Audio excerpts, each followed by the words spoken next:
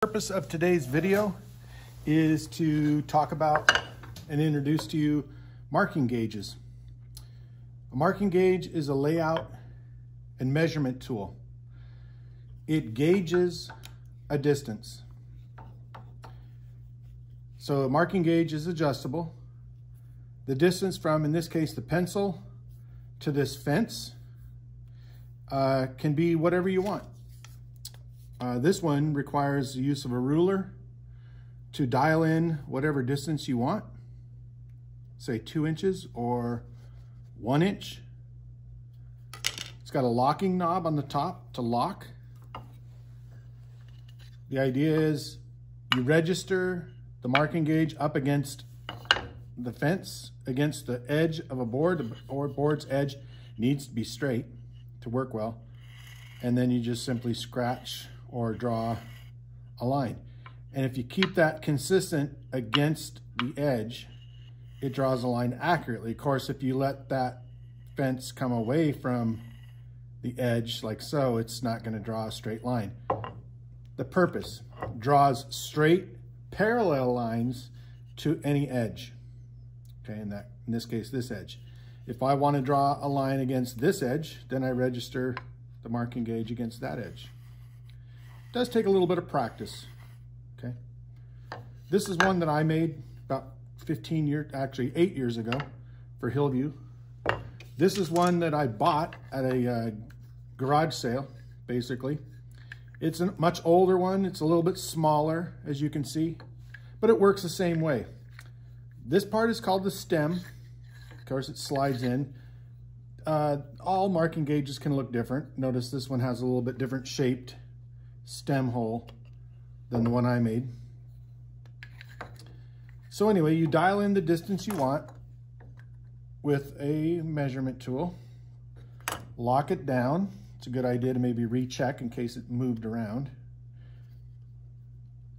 Maybe just do a slight adjustment. And then this one, notice it does not have a pencil. This is more of a traditional marking gauge. It has a pin, like a very sharp, pointy nail, if you will.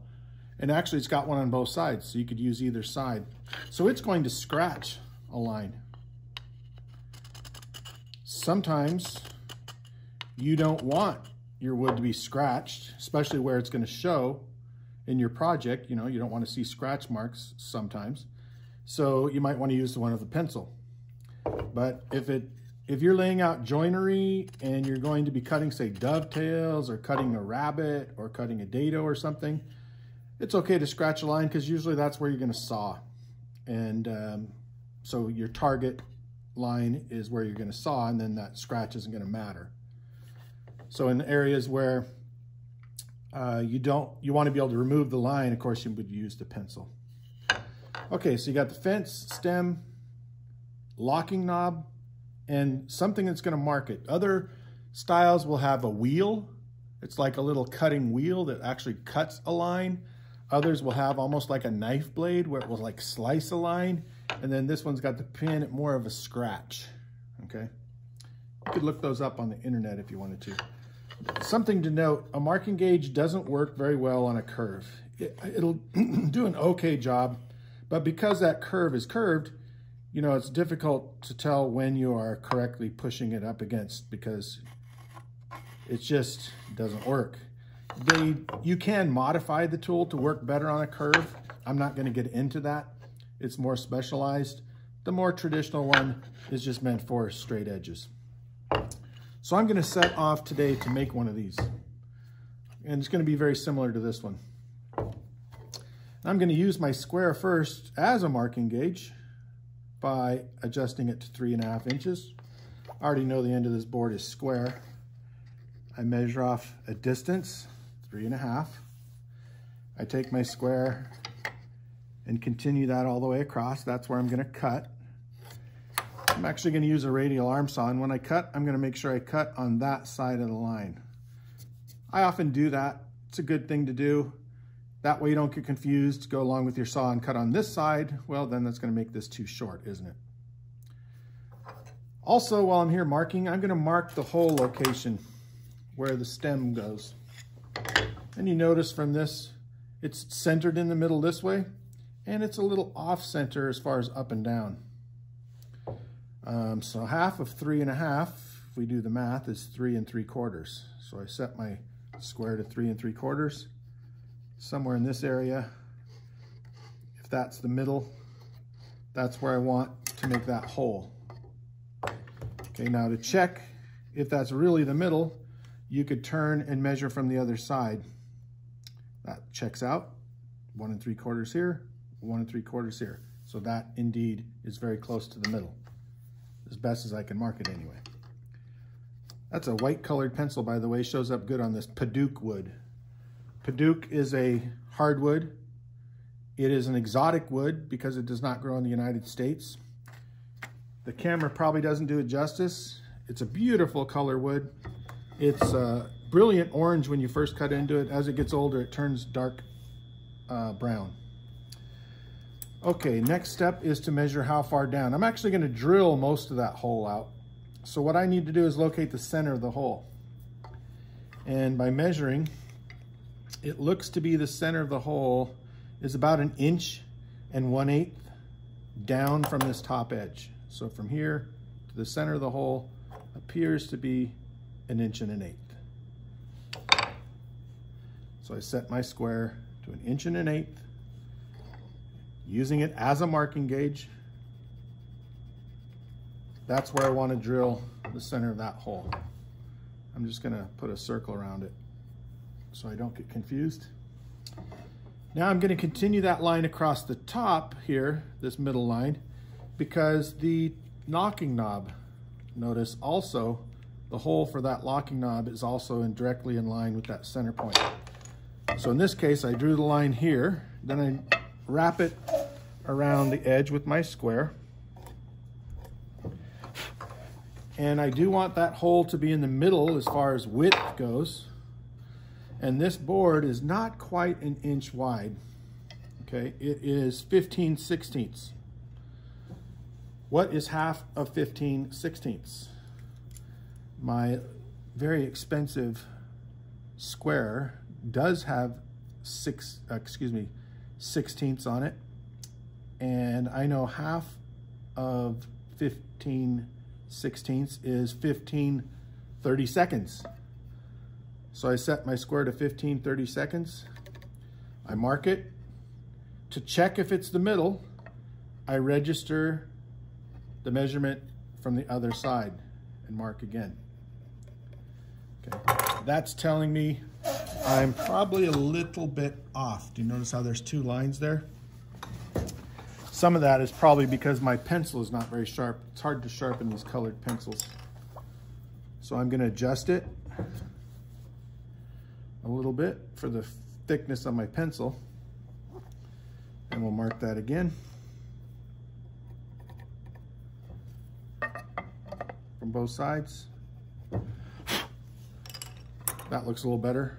So I'm going to aim for the middle. Okay, I'm going to cut this on a radial arm saw. I'm going to cut it on a radial arm saw. And of course, I'm going to drill it using the drill press here and here. So let's go over to the drill press. Take a little tour of Hillview's Woodshop with me.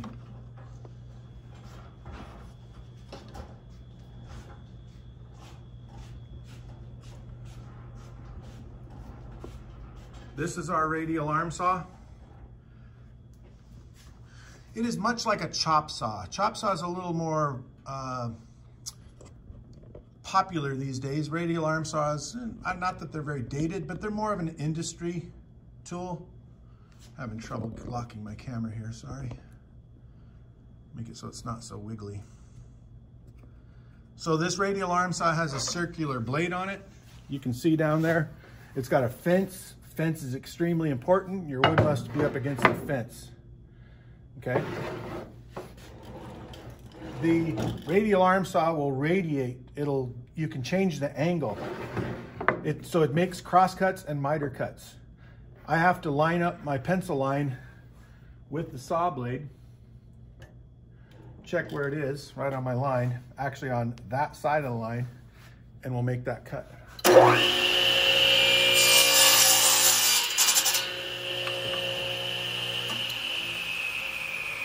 I cut pretty darn close to my line. In fact, there's, I don't know if it shows up on camera, I can barely see the white pencil mark that I made. But it is 3.5 inches wide. That blade on that radial arm saw is very sharp. Very little sanding needs to be done compared to like the bandsaw that we've seen. Leaves a pretty rough cut. Now it's on over to the drill press. Again, I need to adjust my camera. There we go.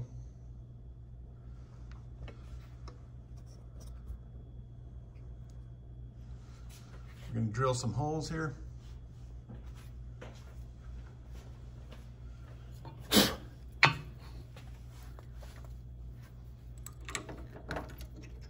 I'm going to change the bit to a 3/8 inch bit. That is how big the hole, that is how big, oopsie, trying to work too fast.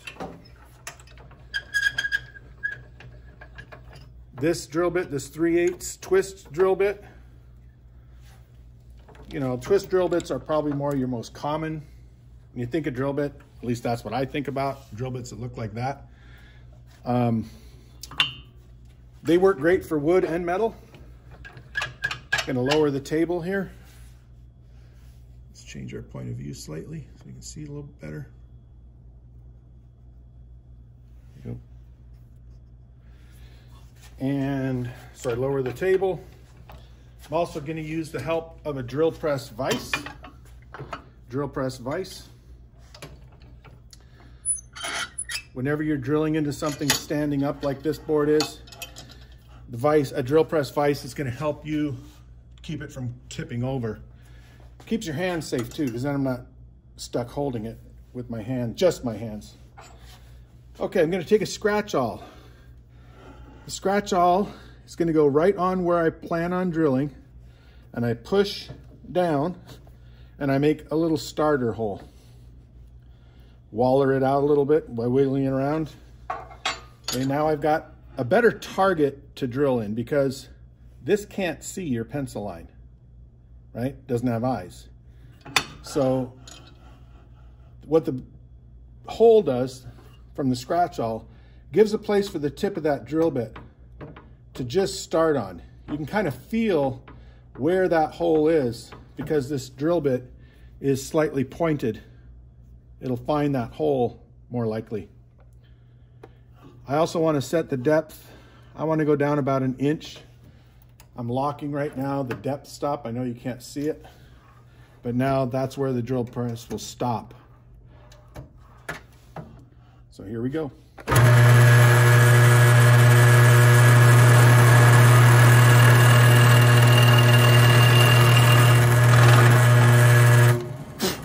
I love the color of that wood. That's a 3/8 inch hole, probably about 1 inch deep. It's just going to about the middle of where I plan to drill a hole this way.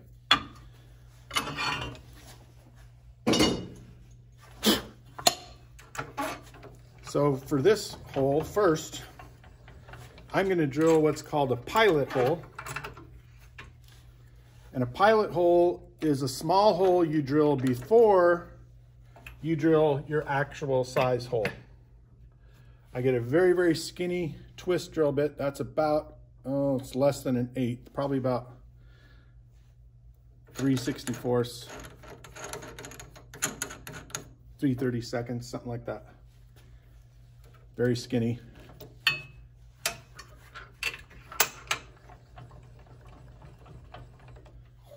we go. We'll come on in a little bit tighter so you can enjoy the drilling. Again, I'm going to poke a starter hole right where I want with the scratch awl. Push. That's going to give me a more accurate location. And I do want to drill all the way through this time. Lining up the hole in the table.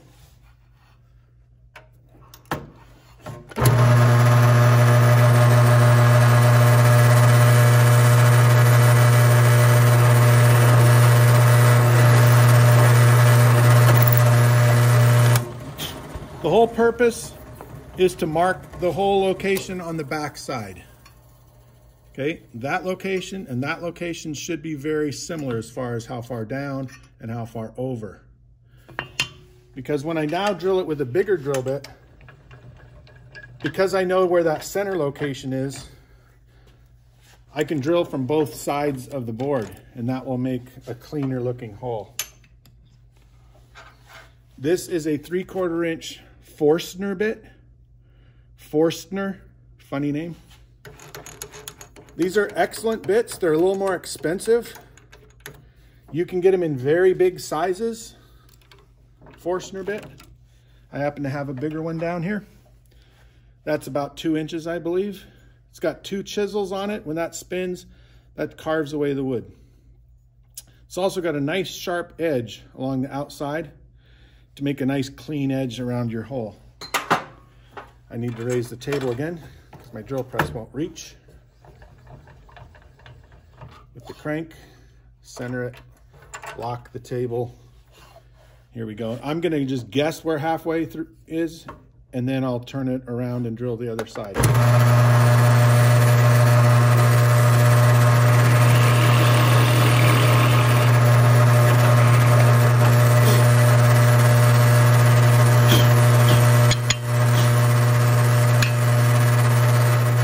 I lower it, and I can center it. I'm making the point of the bit go right in the hole.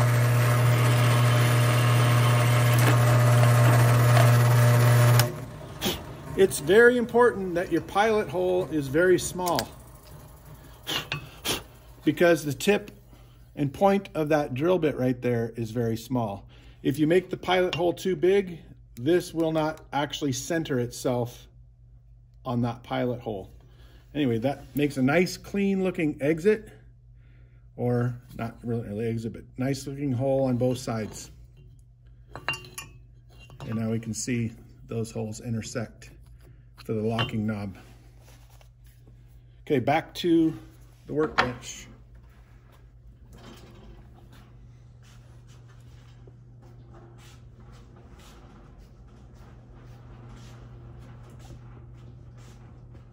And now we're gonna make the hole the shape we need for the stem.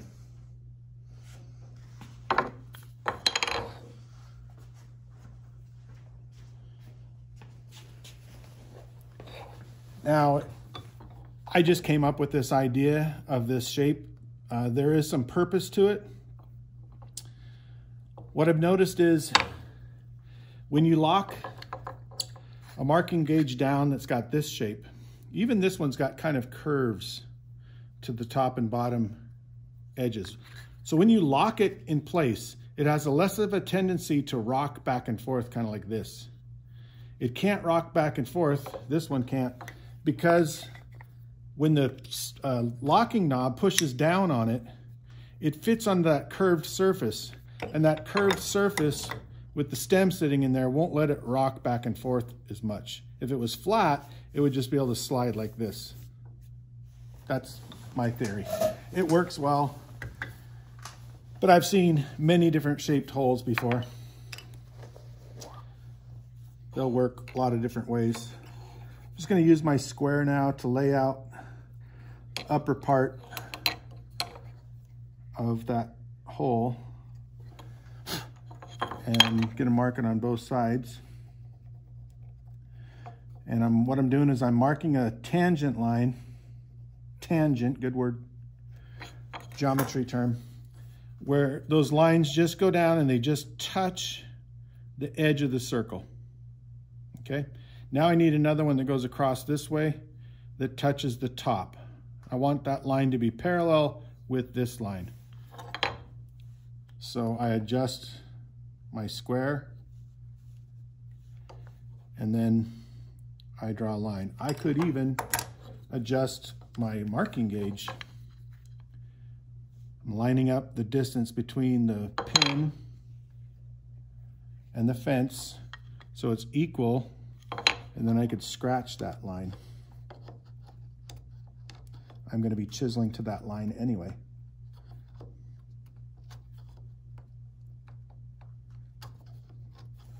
All There we go. I don't know if that shows up very well in the camera, but it's a scratched line. Again, because it worked on this side, it should work again on this side, so there's no readjusting the square, the marking gauge.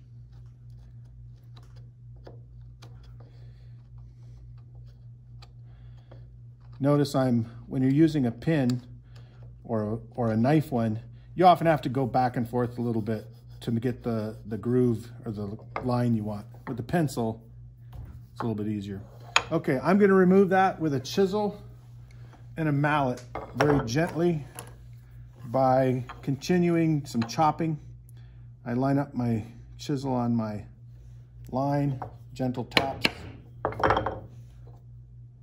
Line it up on that outside line there. Gentle taps now on the line that I scratched. Couple of taps. Something you always want to take your time with. You try to chop too much, too fast, it's going to do an ugly job. Just keep changing my angle. Notice, hopefully you're noticing, I'm putting the flat side of the chisel on the outside of the line. The bevel side, no matter where I chop, the bevel always faces the inside. That way it pushes the chips that I'm chopping towards the inside where there's nothing. And that's why the chips just keep falling out. I'm also trying to stand the chisel straight up and down. When you want to be really, really careful, you can take a board that's got a straight edge and register the chisel up against that board. If you know that surface here is perpendicular, you can push it up against the board like that, then tap it, and that will ensure you're going straight down. I'm just going to take my time, give you a closer view how that's looking.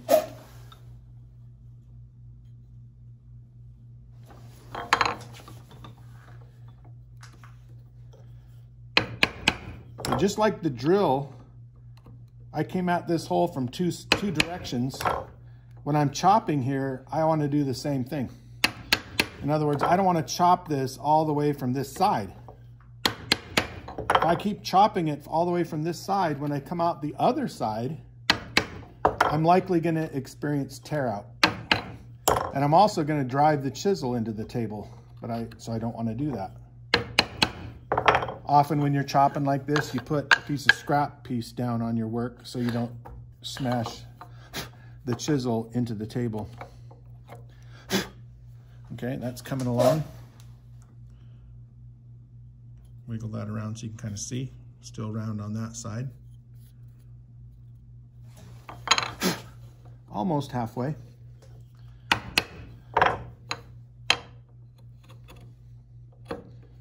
Any wider of a chisel, it's probably not going to fit this way. If I get a 3/4 inch chisel, it would definitely work this way, but this way it's going to take off this corner down here, and I don't want to do that. I actually could probably get away with a 3/8 inch chisel, would be better. A little bit narrower. Okay, that side's about halfway, so now I'm going through the other side. I like to chop across the grain first. Chop across the grain. This side will chop against the grain.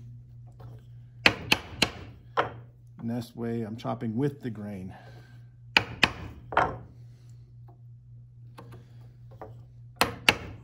You see catastrophes sometimes doing a project like this. You keep blasting this too much, bam, bam, bam, you end up splitting the wood all the way across here.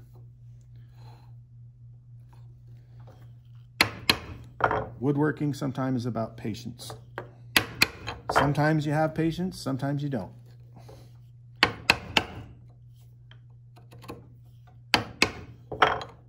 You get impatient, that's when you start to make a lot of mistakes. Eventually, you get fast and you get accurate. That's, of course, from practice, right?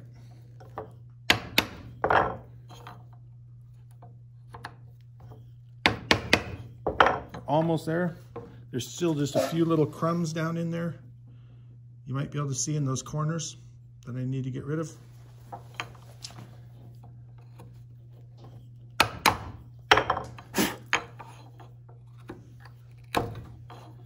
There we go.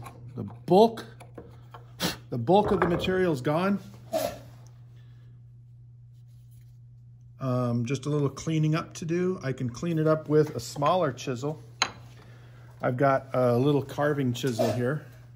Much smaller tip on it. Carving chisel. Right, carving chisel. It's also got a skew or a bent blade on it.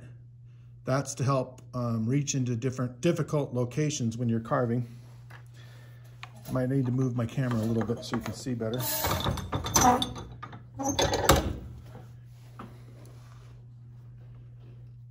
And let's try to zoom in a little bit. See if I can get that down there even more.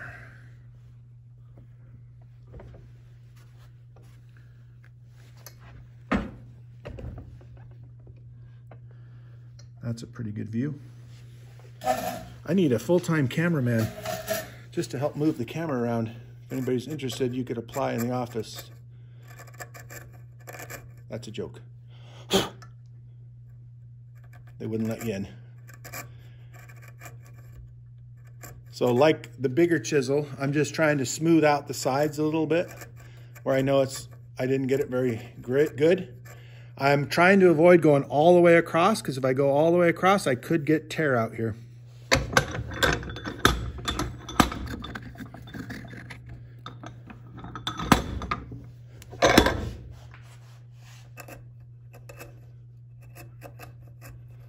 Okay, other things you can use in here if you don't have a carving chisel is you can use a file. This file I've got, you've seen me using before, is a little bit too big. It fits in there, but it just doesn't get on the surfaces I need. So I've got a little detail file, I guess you could call it. It's fairly rough. You can say I've been using it. It's full of orange dust from doing this already. But files work great. They smooth things out. They remove material fairly quickly.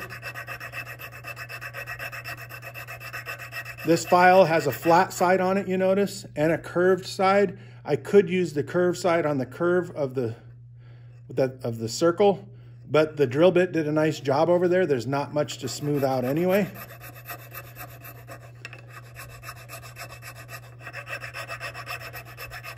It's possible to get tear out, especially if you have a really rough file going all the way across. You can get tear out, but as you can see, this is basically just making red dust from the Padauk.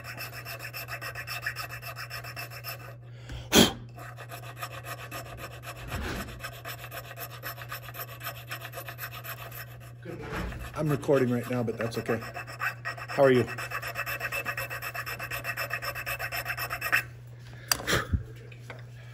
All right, it's getting to be about the right shape. Time to check my stem. This one's actually fitting pretty decent.